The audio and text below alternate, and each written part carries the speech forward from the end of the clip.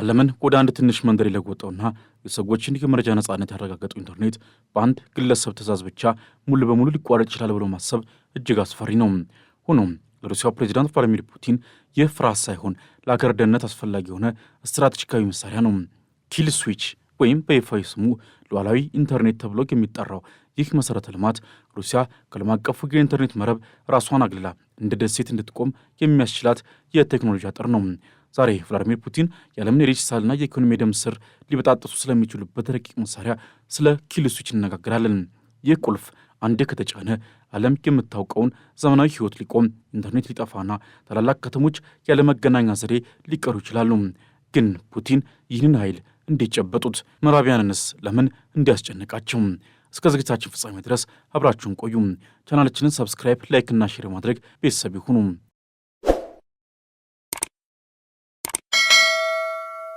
የዚህ ዕቅድ መነሻው እንደ አውሮፓውያን አቆጣጠር በ2019 የጸደቀው የሩሲያ የሉዓላዊ ኢንተርኔት ሕግ ነው። ፑቲን ኢንተርኔትን ገና ከጀምሩ የሚመለከቱት እንደ ሰላማዊ የመገናኛ ዘዴ ሳይሆን የአሜሪካ የስለላ ድርጅት ወይም ሲአይኤ የፈጠረ ውጤት አድርገው ነው። በእርሳቸው እምነት ምዕራቢያን ኢንተርኔትን በመጠቀም የሩሲያን የውስጥ ፖለቲካ ሊያናጉ፣ ህዝቡን ለአመፅ ሊያነሳሱ ወይም በሀገሪቱ የፋይናንስና ወታደራዊ መዋቅሮች ላይ የሳይበር ጥቃት ሊሰነዝሩ ይችላሉ። ይህን ስጋት ለመመከት ደግሞ ሩሲያ ከዓለም አቀፉ የኢንተርኔት ትራፊክ ቁጥጥር ውጭ የሆነ የራሷ ሩኔት የተባለ የውስጥ መረብ ሊኖራት እንደሚገባ ወሰኑ። ይህ ኪል ስዊች ሲባል በፑቲን ጠረጴዛ ላይ ያለ አንድ ቀይ ቁልፍ ተጭነው መላ ሀገሪቱን ከኢንተርኔት ውጭ የሚያደርጉት በተራ ሂደት አይደለም። ይልቁንም በመላ ሀገሪቱ የሚገኙ የኢንተርኔት አገልግሎት አቅራቢዎች መረጃን ከሚያስተላልፉባቸው መስመሮች በመንግስት ቁጥጥር ስር ባሉ ማጣሪያዎች ውስጥ እንዲያልፉ የሚያስገድድ ውስብስብ ስራ ነው። ዲፕ ፓኬት ኢንስፔክሽን ወይም ዲፒአይ የሚባለው ቴክኖሎጂ በዚህ ሂደት ውስጥ ቁልፍ ሚናን ይጫወታል። ይህ ቴክኖሎጂ መንግስት በኢንተርኔት ገመዶች ውስጥ የሚያልፈውን እያንዳንዱን የመረጃ ቅንጣት እንዲመረምር፣ እንዲያዘገይ አሊያም ሙሉ በሙሉ እንዲያግድ ስልጣን ይሰጠዋል። በዚህም ፑቲን የፈለጉትን ድረገጽ ወይም ማህበራዊ ሚዲያ በአንድ ጀንበር ከሩሲያ ምድር ማጥፋት የሚችሉበትን አቅም ገንብተዋል። የዚህ ሲስተም ትክክለኛ ዓላማ በሩሲያና በምዕራባውያን መካከል ያለ ውጥረት ሲከር ይበልጥ ግልጽ እየሆነ መጥቷል። የክሬምሊን ባለስልጣናት ዓላማችን ምዕራቢያን ሩሲያን ከኢንተርኔት ለማግለል ቢሞክሩ የሀገሪቱ ባንኮች አሊያም የመንግስት አገልግሎቶች እንዲያስተጓጉሉ ማድረግ ነው ቢሉም በተግባር ግን የታየው ሌላ ነው። ፑቲን ይህንን ቴክኖሎጂ በዋናነት የተጠቀሙበት በአገር ውስጥ የሚነሱ ተቃውሞችን ለማፈንና የመንግስትን ፕሮፓጋንዳ ያለምንም ተቀናቃኝ ለህዝቡ ለማድረስ ነው። በተለይም የዩክሬን ጦርነት ከተቀሰቀሰ በኋላ ሩሲያ እንደ ፌስቡክ፣ ኢንስታግራም እንዲሁም ትዊተር ያሉ ዓለም አቀፍ መድረኮችን የዘጋችው በዚህ ኪል ስዊች አማካኝነት ነው። ይህ እርምጃ ዓለምን ወደማይታወቅ ስፕሊንተርኔት ወይም የተሰነጣጠቀ ኢንተርኔት ምዕራፍ እየገፋት ነው።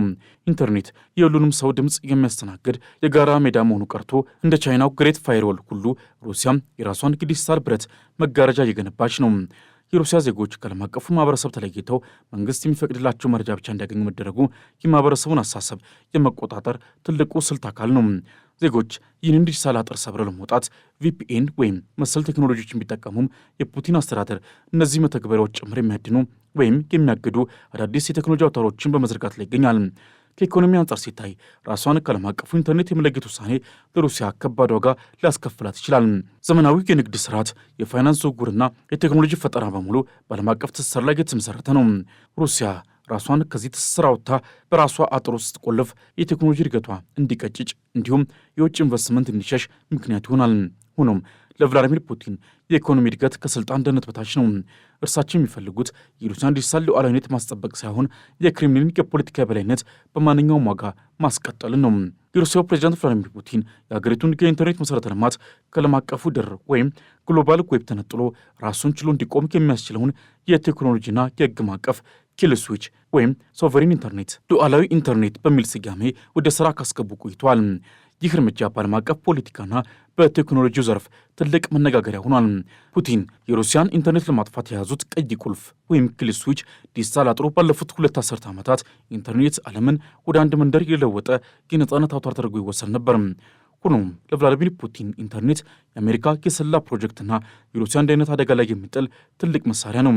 ለዚህም ነው በ2019 ሉዓላዊ የኢንተርኔት ሕግ ይህንን ሶቨሪን ኢንተርኔት ብሎ በማውጣት ሩሲያ ከዓለም አቀፉ ኢንተርኔት የምትለይበትን ኪል ስዊች የገነቡት። ኪል ስዊች የሩሲያን የኢንተርኔት ትራፊክ በሙሉ በመንግስት ቁጥጥር ስር ባሉ ማጣሪያዎች ውስጥ እንዲያልፍ የሚያደርግ ውስብስብ የቴክኖሎጂ ስርዓት ነው። ይህ ሲስተም ሩኔት ይባላል።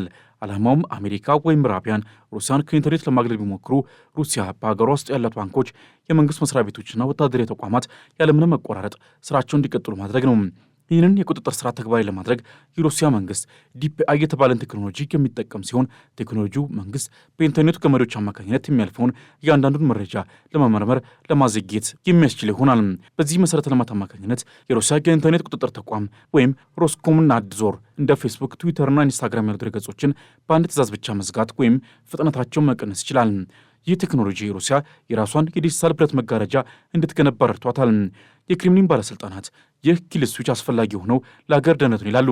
ምዕራባውያን ደግሞ ሩሲያን በኢንተርኔት አማካኝነት ሊያጠቁን ይችላሉ፣ ስለዚህ የራሳችንን ገለልተኛ መንገድ መገንባት አለብን የሚል መከራከሪያን ያቀርባሉ።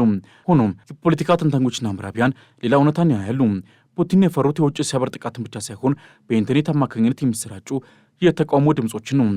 የሩሲያ ዜጎች ከዓለም አቀፍ ሚዲያዎች መረጃ እንዳያገኙ በማገድ መንግስት የራሱን ፕሮፓጋንዳ ብቻ እንዲመግብ ያስችሏል።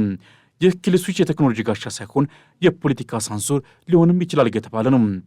የሩሲያና የዩክሬን ጦርነት ከተቀሰቀሰም በኋላ ፑቲን ይህንን ኪል ስዊች በተግባር እየፈተኑት ይገኛሉ። ሩሲያ አብዛኞቹን የምዕራባውያን ማህበራዊ ሚዲያዎች ዘግታለች። የሩሲያ ዜጎች ወደ ውጭ ዓለም ኢንተርኔት ለመድረስ ቪፒኤን መጠቀም ቢጀምሩም መንግስት የቪፒኤን አገልግሎቶችን ጭምር ለማገድ ከፍተኛ ትግል እያደረገ ነው። ፑቲን የሚፈልጉት የሩሲያ ኢንተርኔት እንደ ቻይናው ግሬት ፋይርዎል እንዲሆን ነው። ዜጎች የራሳቸውን የፍለጋ ሞተር፣ የራሳቸውን ማህበራዊ ሚዲያና የራሳቸውን የመልእክት መለዋወጫ እንዲጠቀሙ ማስገደድ መላውን የህብረተሰብ አስተሳሰብ ለመቆጣጠር አልመዋል። ይህ የፑቲን እርምጃ ዓለምን ወደ ስፕሪ ኢንተርኔት ምዕራፍ እየገፋት ነው። ኢንተርኔት አንድ ወጥ ያለ መድረክ መሆኑ ቀርቶ እንደ ሀገራቱ ፖለቲካ የተከፋፈለና ግድግዳ የተገነባበት እየሆነ ነው። ይህ ለሩሲያ ኢኮኖሚም አደገኛ ነው። ራሷን ከዓለም አቀፉ ዲጂታል ኢኮኖሚ ማግለሏ የቴክኖሎጂ እድገቷን ወደ ኋላ ሊጎተው ይችላል። ሆኖም ለፑቲን ከኢኮኖሚ እድገት ይልቅ የስልጣን ቁጥጥር ቅድሚያ የሚሰጠው ጉዳይ ነው። የፑቲን ኪል ስዊች ሩሲያን ከዲጂታል ወረራ ለመጠበቅ የታለመ የሚመስልም፣ በተግባር ግን 140 ሚሊዮን የሩሲያ ዜጎችን ከዓለም አቀፍ የመረጃ ፍሰት ነጥሎ በአንድ ዲጂታል እስር ቤት ውስጥ የመቆለፍ ሙከራ ነው። ይህ ስልት ከተሳካ ሌሎች አምባገነን መሪዎችም ተመሳሳይ ዲጂታል ግድግዳ ለመገንባት ተምሳሌት ሊሆናቸው ይችላል። ይህም የዓለምን ነጻ የመረጃ ልውውጥ አደጋ ላይ ይጥሏል። ሩሲያ ላለፉት ጥቂት ዓመታት ራሷን ከዓለም አቀፉ የኢንተርኔት መረብ ነጥላ በራሷ ዝግ መረብ ውስጥ ለመኖር የሚያስችላት ሙከራ ሳደርግ ቆይታለች። ይህ ሩኔት የተሰኘው ስርዓትም ሩሲያ በማንኛውም ጊዜ ከዓለም የምትገናኝበትን የዲጂታል በር እንዲዘጋ ያስችላታል። ፑቲን ይህን ቁልፍ በእጃቸው ያስገቡት ምክንያት ነው። የምዕራባውያን የሳይበር ጥቃት ሀገሪቱን ሽባ እንዲያደርጋት እንደ መከላከያ ጋሻ ቢጠቀሙበትም፣ በሌላ በኩል ግን ሩሲያ በዓለም ላይ የሳይበር ጦርነት ስታጎጅ የራሷን ዜጎች ከውጭ መረጃ ነጥላ ለመቆጣጠር የምትጠቀምበት ዲጂታል መጋረጃ ነው። ይህ ቁልፍ ሲሰነዘር ሩሲያ በዲጂታል ዓለም ውስጥ የማይታይ ደሴት ትሆናለች። ነገር ግን ይበልጥ አስፈሪ ሆና ዓለም አቀፋዊ ይዘት ያለው ኪል ስዊች የሚገኘው ከመሬት በላይ ሳይሆን ከውቅያኖሶች ጥልቅ ስር ነው። የዓለም ኢንተርኔትና የፋይናንስ መረጃዎች 99 በመቶ የሚጓዙት በውቅያኖስ ስር በተዘረጉ የፋይበር ኦፕቲክ ኬብሎች ነው። ፑቲን እነዚህን ኬብሎች በትክክል የት እንደሚገኙና እንዴት ሊቆረጡ እንደሚችሉ የሚያውቁ ልዩ የባህር ውስጥ ሰርጓጅ መርከቦች ስብስብን አደራጅተዋል። ይህ የፑቲን የመጨረሻ ማስፈራሪያ ነው። ሩሲያ ከምዕራባውያን ጋር ወደ ለየለት ግጭት ከገባች እነዚህን ኬብሎች በመቁረጥ የዓለምን ባንኮች፣ ወታደራዊ መገናኛዎችና የንግድ መስመሮች በአንድ ደቂቃ ውስጥ ከጥቅም ውጭ ልታደርግ ትችላለች። ይህም ለንደን፣ ኒውዮርክና ፓሪስን ያለምንም ጥይት ሽባ የሚያደርግ የኢኮኖሚ ማጥፊያ ቁልፍ ነው። ኔቶ ዛሬ በትልቅ ስጋት የሚመለከተው ይህንኑ የሩሲያን የባህር ስራ አቅም ነው። በዩክሬን ጦርነት ወቅት ምዕራባውያን ሩሲያን ከስዊፍት የባንክ መገናኛ ስራ ሲያግዱ ፑቲን የራሳቸውን ኪል ስዊች ማዘጋጀት ምላሽ ሰጥተዋል። አውሮፓን በጋዝ ቧንቧዎች እንዳነቋት ሁሉ ዛሬ ደግሞ የዓለምን የቴክኖሎጂ የበላይነት ለመፈታተን ቆርጠው ተነስተዋል። የትራምፕ አስተዳደርና የኔቶ መሪዎች ዛሬ በከፍተኛ ጭንቀት ውስጥ የሚገኙትም ሩሲያ ይህንን ቁልፍ ከተጠቀመች የሳተላይት መገናኛዎችን ጭምር በጠፈር ላይ ልታጠፋ ትችላለች የሚል መረጃ ስላላቸው ነው። ይህ የፑቲን ኪል ስዊች የጦርነትን ትርጉም ቀይሮታል።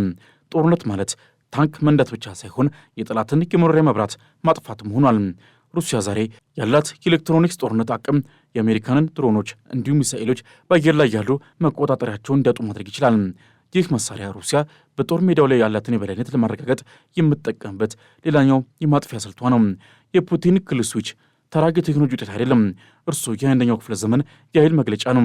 ዓለም በቴክኖሎጂ ይበልጥ በተሳሰረች ቁጥር እንዲህ ያሉ የማጥፊያ ቁልፎች ያላቸው አደጋ ይበልጥ ይገዝፋል። ፑቲን ይህንን ቁልፍ በእርግጥ ይጫኑታል ወይንስ እንደ ትልቅ ዲፕሎማሲ መደራደሪያ ብቻ ይጠቀሙበታል? በመጨረሻም የፑቲን ኪል ስዊች በዓለም ዙሪያ ላሉ አምባገነን መሪዎች እንደ ትልቅ አርአያ እየታየ ነው። ኢንተርኔትን መቆጣጠር የቻለ መንግስት የህዝቡን ልብና አእምሮ መቆጣጠር ይችላል የሚለው እሳቤም ለዲሞክራሲና ለሰብአዊ መብቶች ትልቅ ስጋትን ደቅኗል። ሩሲያ የገነባችው የዲጂታል ግድግዳ ኢንተርኔት በነጻነት የመረጃ ልውውጥ አገልግሎት እንዲሰጥ የሚሹ ወገኖችንና ቁጥጥር ከሚፈልጉ መንግስታትን ፊት ለፊት ያጋጨ ትልቅ የታሪክ መስቀለኛ መንገድ ሆኗል።